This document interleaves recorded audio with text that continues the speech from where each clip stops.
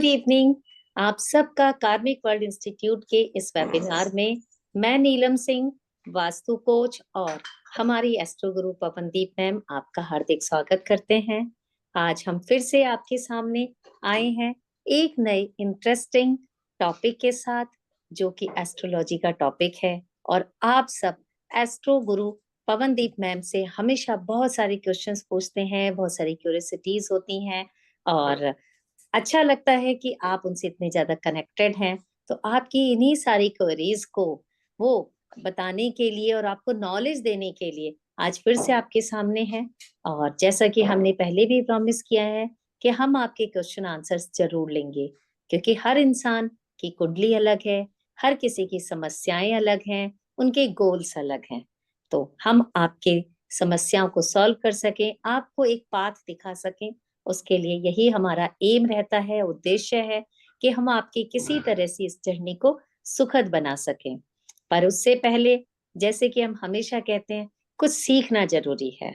तो आज हमारे बीच में पवनदीप मैम आपको हेल्थ के बारे में बताएंगी, जो कि हेल्थ हमारी सबसे बड़ी वेल्थ होती है। हेल्थ के बिना कुछ भी नहीं है। अगर हमारी हेल्थ ठीक नहीं है, हमारे पास कितना भी पैसा हो, कितनी भी लग्जरी हो, हम उसे एंजॉय नहीं कर सकते हैं। तो हम सबकी हेल्थ अच्छी रहे। कौन से प्लैनेट हमारी हेल्थ पर किस तरह से असर डालते हैं, किस बॉडी पार्ट को अफेक्ट करते हैं, या कौन से ऑर्गन को और कौन सी बीमारियां देते हैं, इस सब के लिए पवनदीप मैम, मैं आपका सबका ज्यादा टाइम नहीं लूंगी और आपसे रिक्वेस्ट करूंगी आप जल्दी से जल्दी आज के टॉपिक को स्टार्ट करें और हम लोगों को इसके बारे में सिखाएं। Over to you ma'am. Thank you so much, Neelam ji. Thank you so much and welcome everyone. सबका बहुत बहुत स्वागत है आज के इस वेबिनार में। हम जैसे कि नीलम जी ने बताया कि आज हम थोड़ा सा हेल्थ के बारे में सीखेंगे। हमने एक पहले भी वेबिनार किया था जो हेल्थ के उसमें था, कॉन्टेक्स्ट में था। आज हम उसी को कंटिन्यू करेंगे, लेकिन पहले हम कोशिश करेंगे कि हम दोबारा से, जो लोग उस दिन नहीं जुड़े थे, हम दोबारा से एक रिकैप करेंगे और अपनी हेल्थ के बारे में अच्छे से समझेंगे। जैसे कि नीलम जी ने कहा और हम सबको पता है, हमने बचपन से ही सीखा है और बचपन से ही हम एक चीज सीखते आए हैं, पढ़ते आए हैं कि हेल्थ इज वेल्थ। अगर हम ठीक हैं, अगर हमारी हेल्थ ठीक है, तो जिंदगी का कोई भी चैलेंज हम आराम से कॉम्बैट उसको एक्सेप्ट करके उसको हम हरा सकते हैं। लेकिन कई कई बार अगर हेल्थ अगर ठीक नहीं है तो हम छोटी से छोटी चीज में भी घबरा जाते हैं। तो हेल्थ ठीक होना बहुत ज्यादा जरूरी है। अब होता क्या है, क्योंकि हमारा एक जो कॉस्मिक साइकिल चलता है, हमारी दशाएं चलती, तो हम कॉस्मिक साइकिल इसलिए कहते हैं कि टाइम टू टाइम हमारे एक कोई ना कोई प्लेनेट, कोई ना कोई ग्रह हमारे ऊपर असर डालता रहता है। और जैसे कि हम जानते हैं कि हम ना सिर्फ हमारी दशाओं का हमारे ऊपर असर किस तरीके से पड़ता है, लेकिन हमारे फाइनेंसिस पे पड़ता है, बाकी चीजें जॉब्स पे पड़ता है, हमारे मूड्स पे भी पड़ता है। लेकिन सबसे ज्यादा किस चीज पे पड़ता है, हमारी हेल्थ पे भी पड़ता है। कई कई बार कोई कोई प्लेनेट अपने साथ ऑल द वर्च्यूज लेके आता है, लेकिन साथ साथ थोड़ी सी वाइसेस भी लेके आता है, थोड़ी सी कमजोरियां या थोड़ी सी शॉर्टकमिंग्स, या फिर कुछ अपने से रिलेटेड, जो उससे कनेक्टेड जो बॉडी पार्ट्स होते हैं ना, उनके अंदर थोड़ी सी हलचल पैदा हो जाती है हमारे शरीर में। तो वो कौन से बॉडी पार्ट्स हैं जो कि कौन कौन से, मतलब हर प्लेनेट कौन से बॉडी पार्ट्स से, मीनिंग कि कौन सा प्लेनेट किस बॉडी पार्ट को रिप्रेजेंट करता है, उसको कंट्रोल करता है। और जब दशाएं आती हैं तो कब आपको करना क्या चाहिए, ठीक है, क्या हो सकता है, क्या क्या अफेक्ट करने से क्या चीजें हो सकती हैं हमारे साथ। तो वो चीजें हम आज पढ़ेंगे और हम सीखने की और समझने की कोशिश करेंगे कि ये प्लैनेट्स को हम कैसे ठीक कर सकें, ताकि हमारी एटलीस्ट हमारा जो माइंड एंड बॉडी है वो साउंड रहे और हम अपनी लाइफ को अच्छे से जी सकें। मैं आपके साथ स्क्रीन शेयर कर रही हूँ जी। मैं आपके सामने अब लोग, आई होप सब लोग मेरी स्क्रीन को देख पा रहे होंगे। सबसे जो पहले हम प्लेनेट के बारे में पढ़ेंगे, सूर्य। सूर्य हमारी शक्ति है, सूर्य हमारी आत्मा है। लेकिन बॉडी पार्ट्स अगर की बात की जाए तो सूर्य सिर को रिप्रेजेंट करता है, हमारे हेड को, क्योंकि सबसे पहले सूर्य की किरणें हमारे सिर को ही पड़ती हैं, तो सिर को रिप्रेजेंट करता है। फिर बॉडी, फिर क्योंकि सूर्य को हम एक तरीके की जीवन दाता का नाम दिया जाता है कि सूर्य के बिना कोई जीवन नहीं है।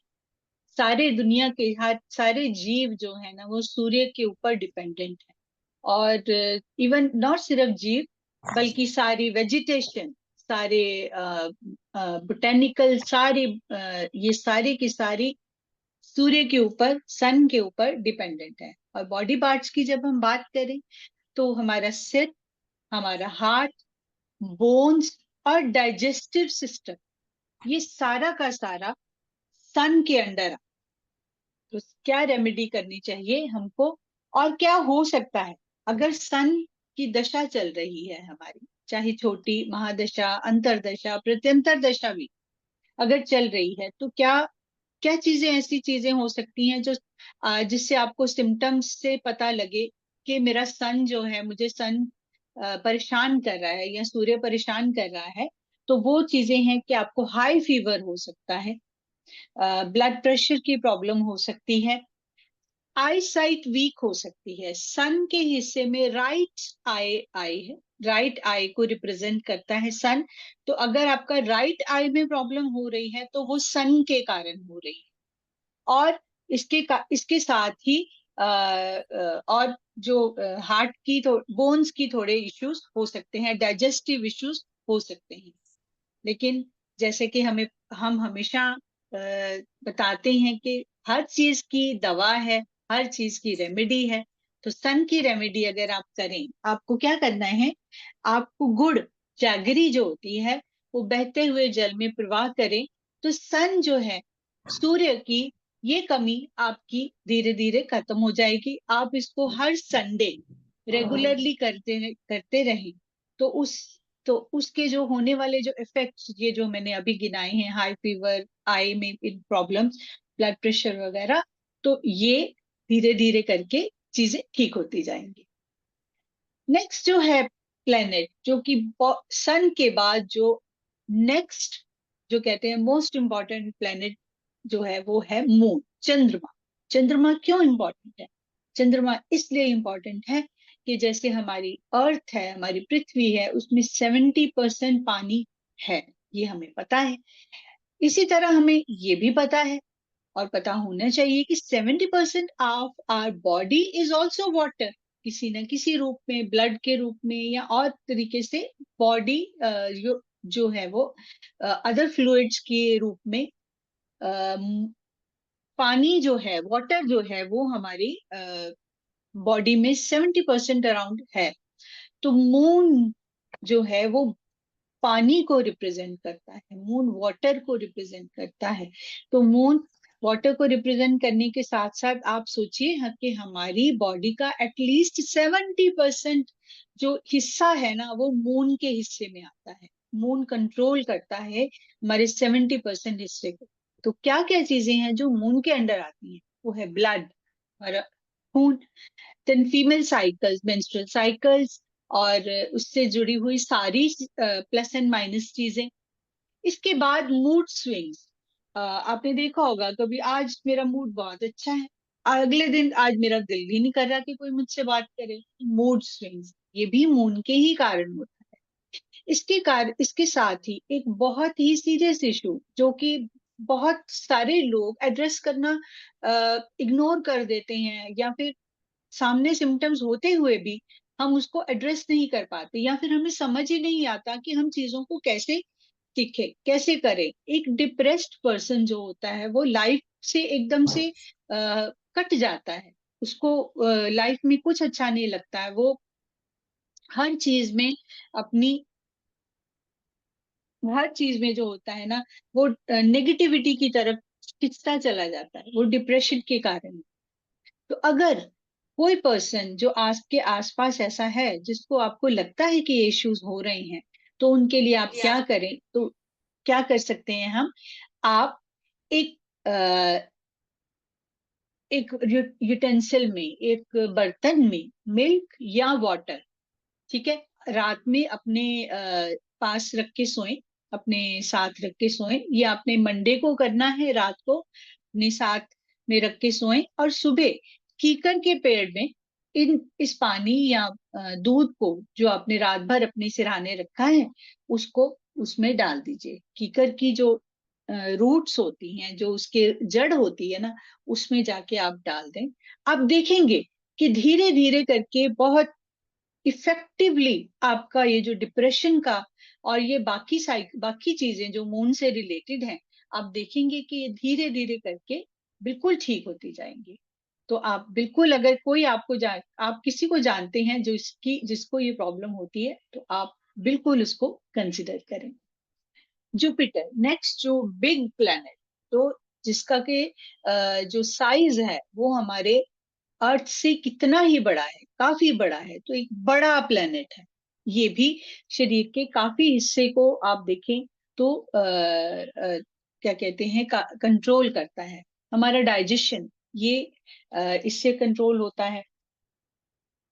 और साथ में लिवर, लिवर के सारे इश्यूज, सारी प्रॉब्लम्स, सारे जो लिवर का पूरा सिस्टम, ये जुपिटर के अंडर आता है।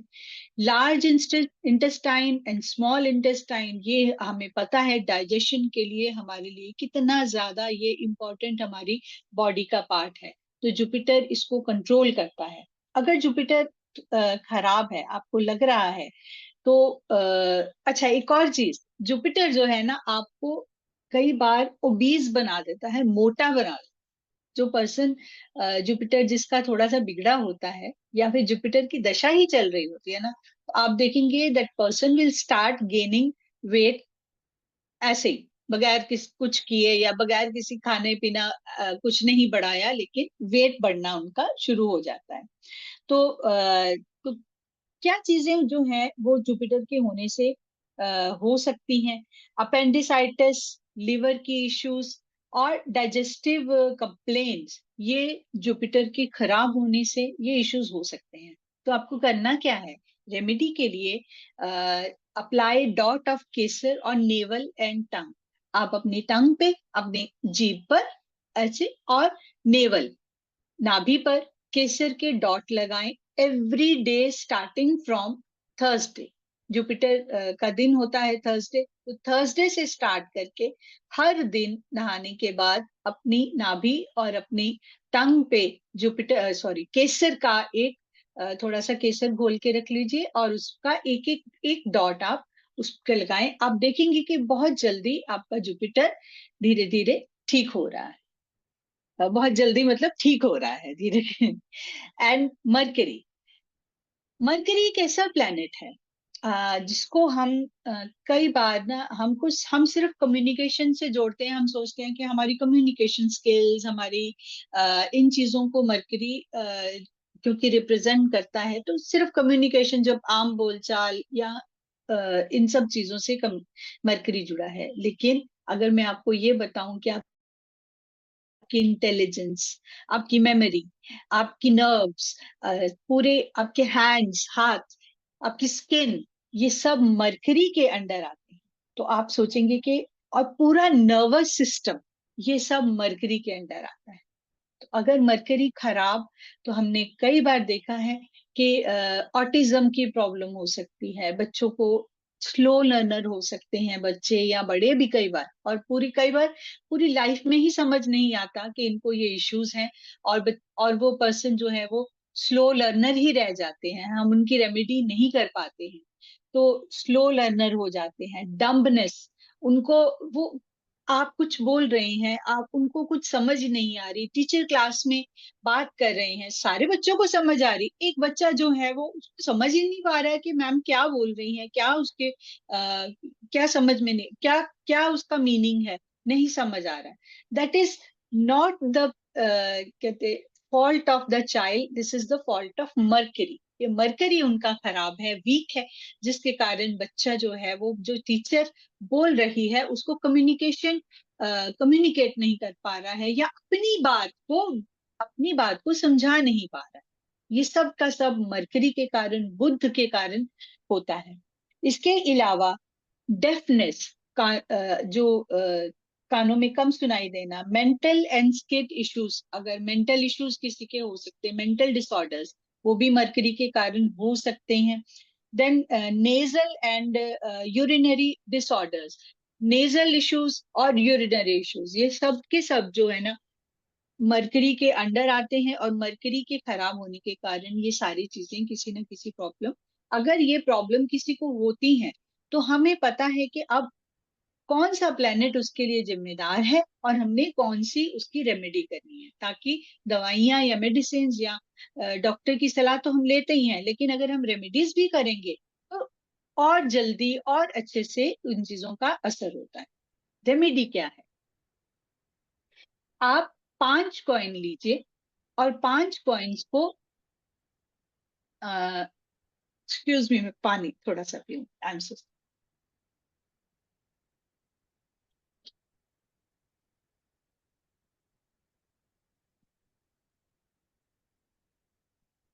5 कॉइन्स, जी जी नीलम जी। 5 कॉइन्स लीजिए, ब्रास के, तांबे के 5 सिक्के लीजिए जिनके अंदर होल होता है। ये पुराने जो जमाने में जो होते हैं ना वहां मिल जाते थे, नहीं तो फेंगशुई और जो वास्तु वाले ना ये अक्सर ये सिक्के रखते हैं जिनके अंदर होल होता है। तो आप इन 5 कॉइन्स वहां से लीजिए और बहते हुए जल में प्रवाह कर दीजिए। आपका जो मरकरी है, आपका बुध है, वो धीरे धीरे करके अच्छे फल देना शुरू हो जाएगा। जो नेक्स्ट प्लेनेट है वो है वीनस। बहुत इंपॉर्टेंट प्लेनेट, हम इसको लग्जरी से जोड़ देते हैं। हम इसको पता है क्या करते हैं, हम इसको नई नई चीजें या खर्चे से जोड़ देते हैं, फाइनेंस से जोड़ देते हैं। लेकिन वीनस जो है वो हमारी बॉडी के सबसे इंपॉर्टेंट रिप्रोडक्टिव सिस्टम को कंट्रोल करता है। आप देखें कि जिनके चाइल्ड बर्थ में प्रॉब्लम है, मैरिटल इश्यूज हैं, कोई भी प्रॉब्लम जो कि रिप्रोडक्टिव सिस्टम से जुड़े हुई हैं, वो सारी की सारी वीनस के अंडर आती हैं। और वीनस जो है वो इन चीजों को कंट्रोल करता है। अगर तो क्या हो सकता है, तो क्या चीजें हैं जो हो सकती हैं जिनसे आपको ये समझ आए कि वीनस आपका वीक हो रहा है या वीनस आपकी खराब हो रही है? तो ये हो सकता है कि like sexual weakness, both male and female में ये हो सकता है। Then eye and throat troubles हो सकती हैं, डायबिटीज हो सकती है, शुगर को डाइट का डायरेक्ट कनेक्शन जो होता है ना वीनस के साथ होता है। तो रिप्रोडक्टिव सिस्टम, किडनी, ये सारा का सारा जो पोर्शन है, बहुत इंपॉर्टेंट बात, ये सारा वीनस के अंडर आता है और वीनस ही इसको कंट्रोल करता है। अब हमें करना क्या है? ये प्रॉब्लम किसी को देखा है आपने, आपके क्लाइंट में से किसी को प्रॉब्लम है, ठीक है, डॉक्टर्स काम कर रहे हैं अपना, लेकिन आप क्या कर सकते हैं, आप उनको एक रेमेडी दे सकते हैं जिनसे उनका वीनस जल्दी से ठीक हो जाए और ये सारी चीजें जो है ना वो जल्दी से उनको अ, इससे निजात मिल जाए, इनसे इससे इसको इनको छुटकारा मिल जाए। रेमेडी क्या है? डोनेट अ काउ, अगर कर सके तो एक काउ डोनेट करें, एक गाय डोनेट करें गौशाला में, या फिर अगर नहीं कर सके कोई बात नहीं, हमारे पास दूसरा तरीका है कि आप रेगुलर बेसिस पे शुक्रवार के शुक्रवार हो सके तो ग्रीन चारा, हरा चारा जो है ना वो आप गाय को खिलाएं। आप देखेंगे कि बहुत जल्दी आपकी चीजें बेटर होने लग जाएंगी। आपकी जो वीनस भी है, और वीनस ना सिर्फ इनसे बल्कि फाइनेंस से भी जुड़ा हुआ है, लग्जरी से भी जुड़ा हुआ है। तो वीनस की ठीक होने का मतलब है आपकी लाइफ का एक मेजर पोर्शन जो है ना वो ठीक होना शुरू हो जाएगा। तो नेक्स्ट जो प्लेनेट हम आज डिस्कस करेंगे वो है सैटर्न, शनि। शनि से हम सारे डरते हैं। शनि से हम सारे इसलिए डरते हैं कि शनि जो है ना, एक तो हमारी मसल्स को कंट्रोल करता है। मसल्स, मस्कुलर सारी जो मसल्स है वो इसके अंडर आती हैं। लेग्स को कंट्रोल करता है। चलने फिरने में प्रॉब्लम हो सकती है। बॉडी का ये पार्ट हमारे लिए कितना इंपॉर्टेंट है मुझे किसी को बताने की जरूरत नहीं है। चलना फिरना ना हो सके, अगर एक पर्सन है ना उसके पास पूरी दुनिया की दौलत है लेकिन वो अपने घर से, रूम से बाहर नहीं ना निकल सकता, तो उसके लिए सारी दुनिया की दौलत बेकार। तो शनि कंट्रोल करता है हमारी मसल्स को और हमारे इस पार्ट को, लेग्स को। क्या हो सकता है अगर इनके अलावा क्या हो सकता है अगर शनि खराब हो? टीबी हो सकती है, ठीक है, अस्थमा हो सकता है, कैंसर हो सकता है, इंसैनिटी और टूथ की ट्रबल। इंसैनिटी, पागलपन, इसकी प्रॉब्लम हो सकती है, या फिर टूथ की प्रॉब्लम बड़ी रेगुलर बेसिस पे आपको, कभी ये दांत कभी वो दांत, ये सारी चीजें ये इसके अंडर आती हैं। तो सैटर्न अगर खराब है ना, तो आपको जरूर जरूर जरूर रेमेडी करनी चाहिए, क्योंकि सैटर्न अगर खराब होता है ना तो आपको बहुत ज्यादा परेशान करता है। और सैटर्न की अगर महादशा चल रही है तो आपको रेमेडी कर ही लेनी चाहिए। सैटर्न की कोई भी महादशा, अंतरदशा, प्रत्यंतर दशा भी चल रही है तो कोई रेमेडी आपको तो ये रेमेडी आपको क्या करनी ही चाहिए। करना क्या है आपको, एक पात्र में, एक बॉल में सरसों का तेल डालिए, कटोरी भी हो सकती है, उसमें सरसों का तेल डालिए और उसमें अपनी छाया देखिए, अपने अपनी छाया को देखिए, अपनी शैडो देखिए, और फिर उसको डोनेट कर दें सैटरडे को किसी मंदिर में या फिर किसी गरीब को, जिसको भी आप देना चाहें आप उनको डोनेट करेंगे। आप देखेंगे कि सैटर्न जो है ना वो देने से बहुत अच्छा होता है। सैटर्न से ही तो बहुत सारी चीजें आपकी लाइफ में सही होने लग जाती, क्योंकि सैटर्न को, शनि को हम ना सिर्फ इस बॉडी पार्ट से जोड़ रहे हैं, हम उनको कर्म फल दाता के नाम से भी उससे जोड़ रहे हैं। तो हमारे कर्मों का फल जो है ना वो भी शनि ने ही देना है, और हमारे कर्मों को अगर काटना है तो भी शनि नहीं काटना है। तो जिसकी भी दशा चल रही है, चाहे कैसी छोटी बड़ी, तो ये शनि का ये जो रेमेडी है, ये जो उपाय श्योर शॉर्ट करें, आपका शनि धीरे धीरे ठीक होना शुरू हो जाएगा। नेक्स्ट जो बहुत इंपॉर्टेंट, वैसे तो हर प्लेनेट हम देख रहे हैं कितना इंपॉर्टेंट है, मार्स। ये भी ब्लड सेल्स को देखिए रिप्रेजेंट करता है। ये ब्लड सेल्स को कंट्रोल करता है। हमारे जो RBC, WBC, white blood cell and red blood cell, ये सब के सब मार्स के अंदर आते हैं। खून मार्स के अंदर आते हैं। तो सारी चीजें जो है ना वो मैरो, जो बोन मैरो, बोन्स के अंदर जो मैरो होता है ये भी मार्स के अंदर आता है। और लिम्स, जो हमारी हाथ पैर, ये सब चीजें जो हैं वो सब की सब इन्हीं के अंदर आती हैं। और साथ में क्या हो सकता है, हाई फीवर हो सकता है आपको, कट्स हो सकते हैं, इंजरीज हो सकती है, एक्सीडेंट्स हो सकते हैं, बर्न्स हो सकते हैं। और शनि जो है, सॉरी, मंगल जो है ना, अबॉर्शंस का भी कारण हो सकता है। ठीक है, तो प्रेगनेंसी में बहुत ज्यादा मार्स के जो प्रेगनेंसी के टाइम मार्स की ये जो रेमेडीज है ना, अब मैं बताने जा रही हूँ, उसको जरूर कर लीजिए, क्योंकि अबॉर्शन और इसके कारण हो सकता है। एपिलेप्सी और मेंस्ट्रुअल डिसऑर्डर्स, ये भी शनि, ये मंगल के ही अंडर आता है। तो अगर आपको ये प्रॉब्लम्स किसी को देखें कि किसी को है, तो आप समझ जाइए कि ये मंगल के कारण है। तो रेमेडी क्या करनी है, आपने उनको बोलना है, या खुद से जिसका भी चल रहा है ये टाइम, तो मीठा भी बांटिए, खुद भी खाइए और मीठा लोगों को खिलाइए। जो आपके घर आए उसको मीठा खिलाइए। और गुड़ की रेवड़ी जो होती है, जो हम लोहड़ी पे अक्सर मंगाते हैं या मिल जाती है, तो उसको गुड़ की रेवड़ी को रनिंग वाटर में बहाएं, जल प्रवाह करें, आप देखेंगे कि धीरे धीरे आपका मंगल जो है ना वो सही फल देने शुरू हो जाएगा। अब राहु, जैसे शनि से सब डरते हैं, राहु से भी बहुत डरते हैं।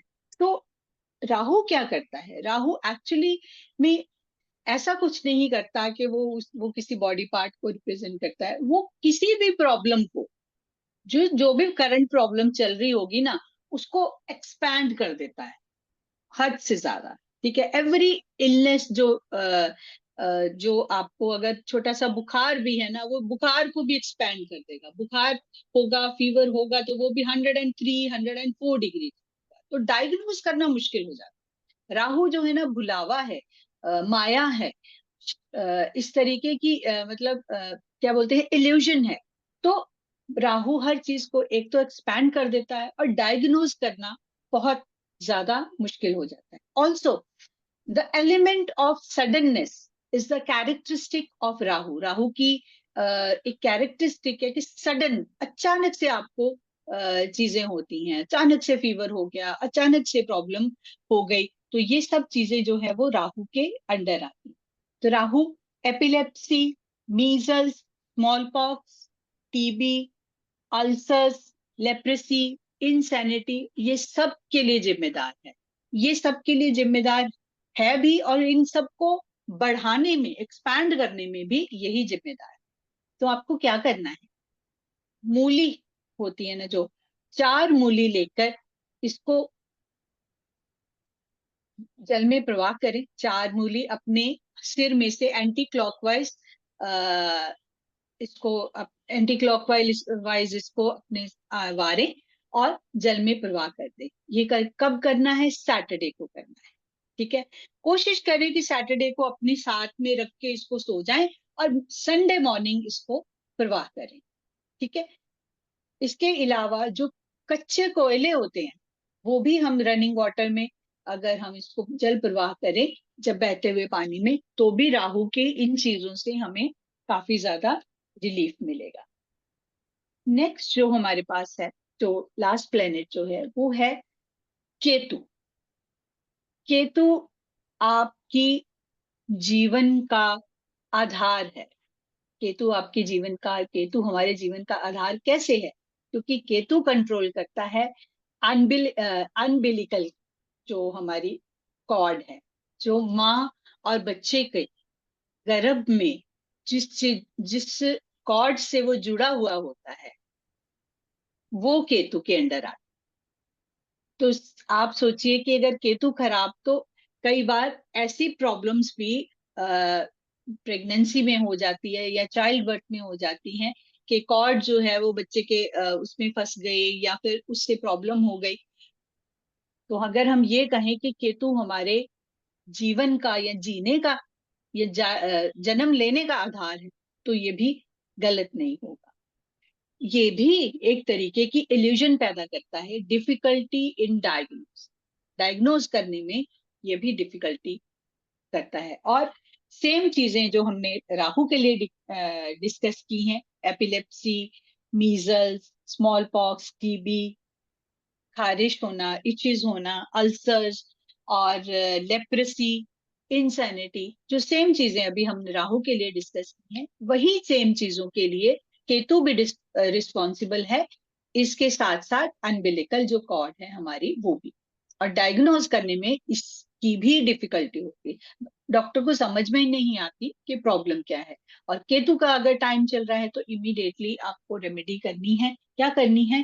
केतु की रेमेडी है कि आप डॉग्स को खाना खिलाएं, डॉग्स की सेवा करें। ये ये एक बड़ी शॉर्ट रेमेडी है। और इस रेमेडी को करने से हम केतु की रेमेडी, खासकर अगर आपके घर में, आपके आसपास कोई प्रेग्नेंट लेडी है, तो आप जरूर उनको कहें कि गाय यानी डॉग्स की सेवा करें। आपका जो चाइल्ड बर्थ के ड्यूरिंग कोई डिफिकल्टी नहीं होगी।